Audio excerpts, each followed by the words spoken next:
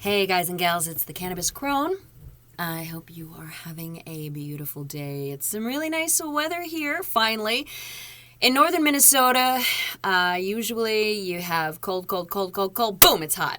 It's like there's never transition. It's like one day to the next. It's crazy.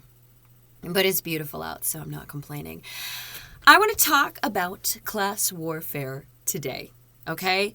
There is some major class warfare going on in this country, and it's really weird because the poor people outnumber the elite, of course, by a huge margin, and the corporations and businesses make a lot of money off of us as poor people, and yet we are despised. We are looked down upon.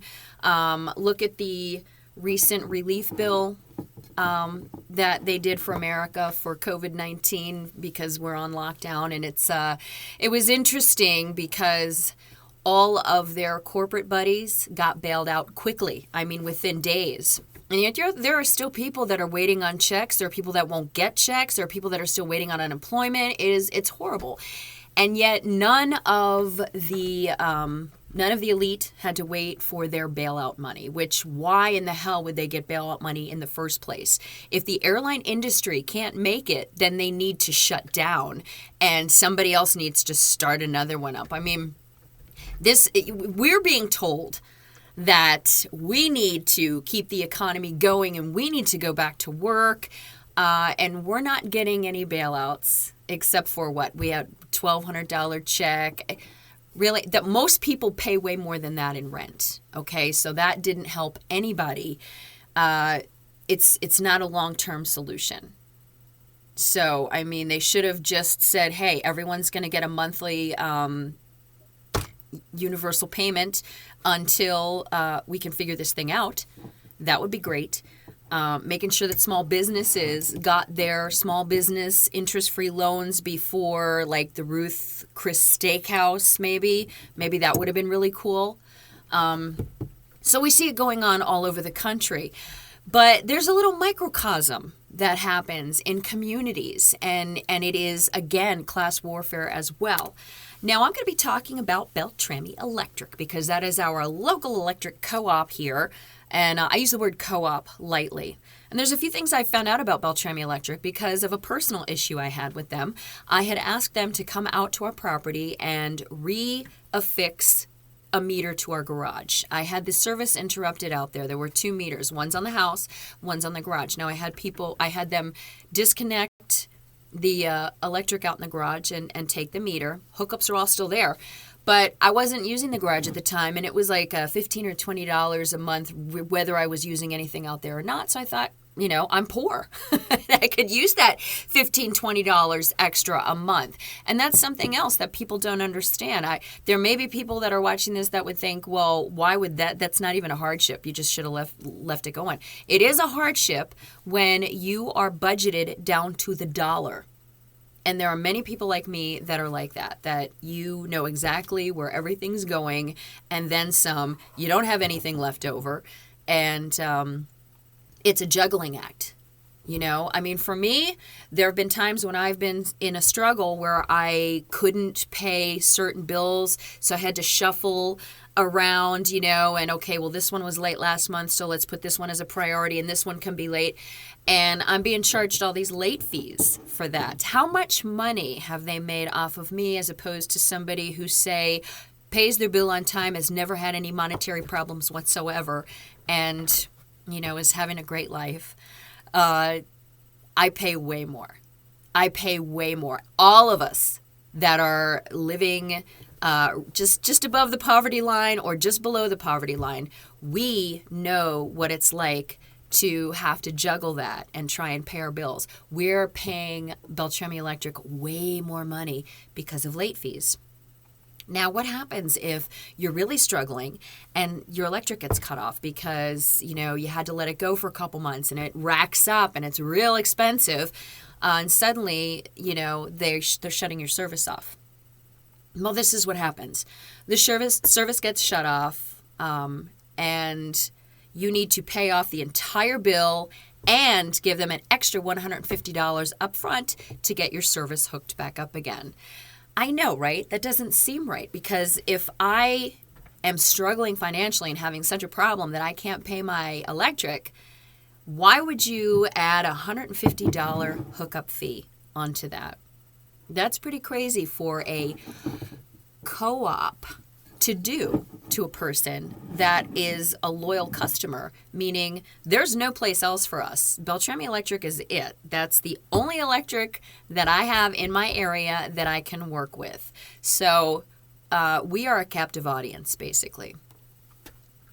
Now what happens is you can't pay the reconnection fee. They send you over to BICAP or to social services to apply for emergency assistance. This is something that right away they boom. Okay, you're if you want to get everything hooked back up again, you can't afford it, head over to emergency assistance. Here's the paperwork you'll need. They know that drill real well, because then they know they're going to get paid. So that's kind of weird too, right? You know, it's like, okay, well, we're going to get this money. We're going to charge this hellacious fee to get it turned back on again, and we're going to get our money from the state, from emergency assistance. Yeah. Not to mention, you know, everything else like late fees and credit. Oh, credit checks. That's another tool of the elite for class warfare, because they get to charge you more depending on your credit, which is an arbitrary number. And the fact that we place so much emphasis on credit scores just floors me. Because they like to say, you know, they want you to look at yourself as a bad person. Feel shameful that you had your electric shut off because you couldn't afford it. You should feel ashamed. I don't feel ashamed. I've been a hard worker my whole entire life. I have never worked a 40-hour week in my life. I've always worked 55 to 70 hours a week, depending on who I was with. When I worked at the Beltrami Humane Society, I had one day off. And that was Sunday, although I got called in quite a bit. And I worked the rest of the days, usually 7 in the morning till 7 or 8 at night, every single day. And that was a job that I had taken a $10,000 a year pay cut to work at because I'm such an animal lover. So all of these jobs that I have had have been working with the community.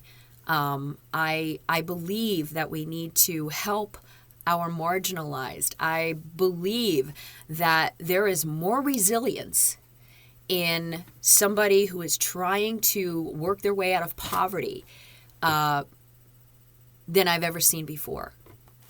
The fact that I worked with people in the trenches, you know, poor people are not bad people. Poor people are not lazy people. Not the majority of them. We work our asses off for our money so that we can juggle it around and pay your late fees.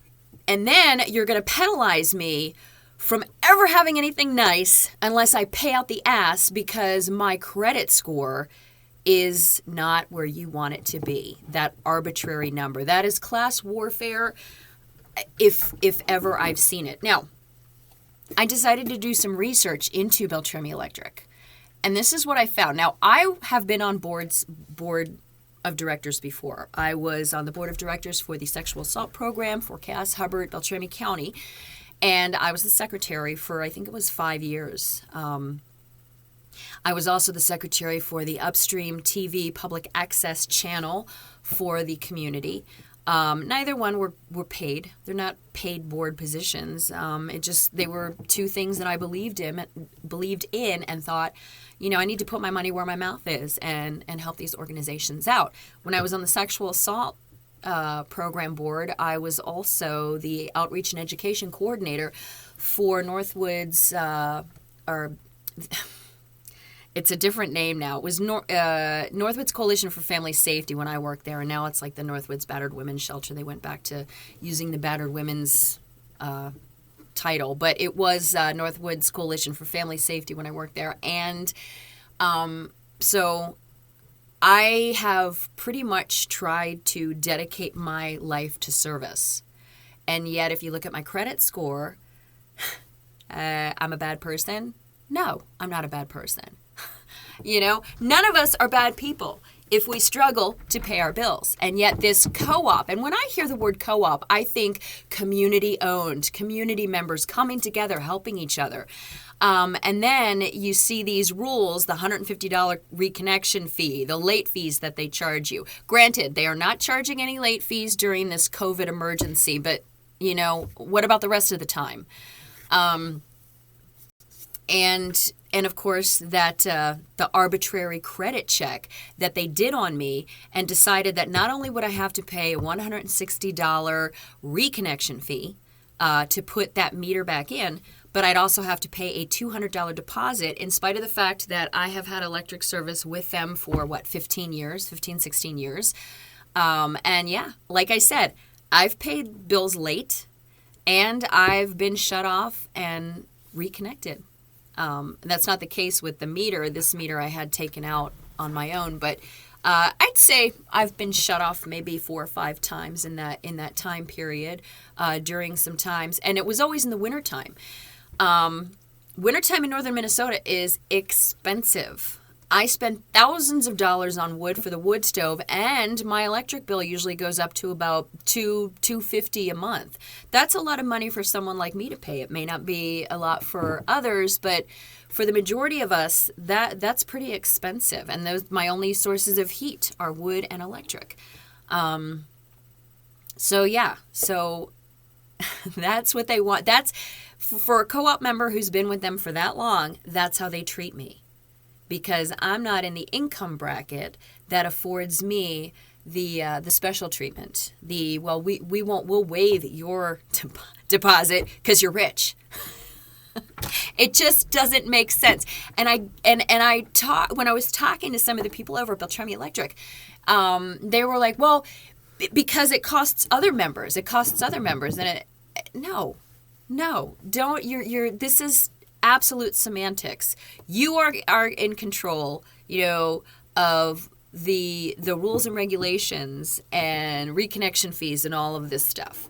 So why is it so unuser friendly? Well, interesting fact. I decided to look at the board members and see who was on the Beltrami County or Beltrami Electric Board of Directors. Who is on this co-op's board? Here goes.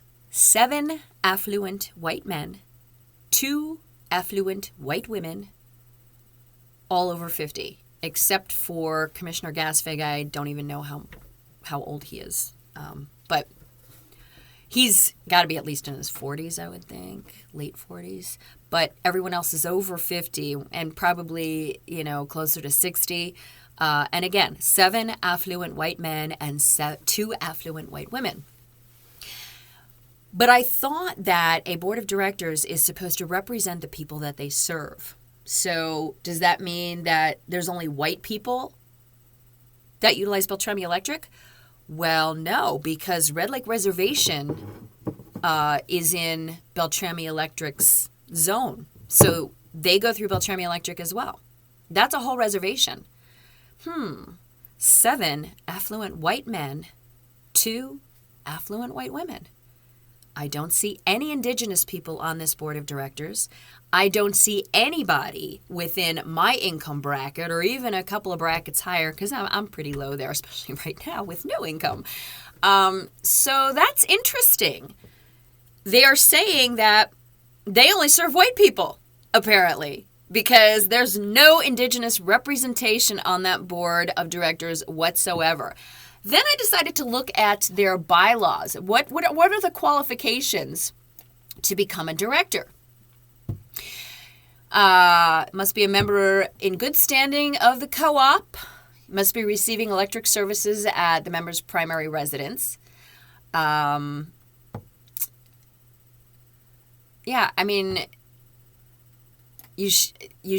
won't be you can't be a board of directors if you are employed by a labor union which represents or has represented employees of the co-op. So, yeah, it's basically, there's nothing nothing on that in those bylaws that says we should have representation from the people that we serve. And in fact, they even encourage corporations to be on the board. So, this was number 9. If a representative or agent of a member is not a natural person, i.e. a corporation, partnership, limited liability company, or similar, then the representative or agent designated as a nominee for director shall be an individual residing within the external boundaries of the district from which he or she is nominated. Basically, they're saying, hey, we want all you corporations. We want representatives from your corporation. So your corporation will be on the board, but it'll be the person, whatever representative you send. They were sure to put that in there, but there's nothing in there that says our board needs to reflect the clients that we serve. Now, when I've been on 2 boards, like I think I said that before, I was the secretary for the sexual assault program and for Upstream TV, the public access channel in our community. Both boards, especially the Battered Women's Shelter, we had very, very strict bylaws. We wanted at least a third of people serving on the board to be female, women of color, and culture. So you can do that. You can... if you're on the board of directors, you guys can make it so that there's more representation. Right now, the majority of people living in the Beltrami County electric zone are not being represented because they're not all white, first of all, and they're not all affluent. We're not all white and we're not all affluent. I may be white, but don't hold it against me. But we're not, so it is class warfare. It is class warfare. And the reason that they're okay with it is because they don't have a clue. We're being represented by 7 affluent white men and 2 affluent white women, and that's it.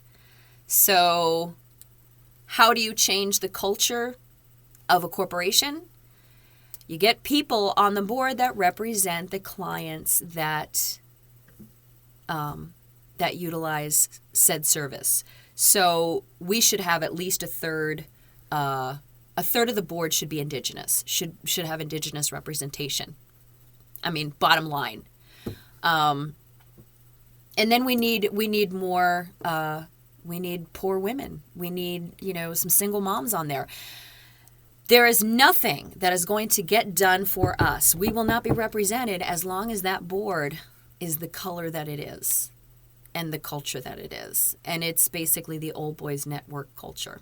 So, I mean, like I said, even the women, they're 2 white women, they're affluent, you can tell. They're, it's basically a board of the elite that are making all the rules and bylaws that will benefit them, but not us. So, bottom line, if you're trying to fight this class warfare, you have to infiltrate the systems and tear them down from the inside. And that means if anyone hears me and you want to run for the board of directors for Beltrami Electric, and you are either poor or you're indigenous or you're a woman, do it, because we need representation at that level.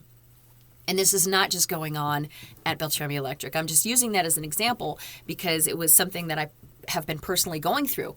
But the rest of America is this same way.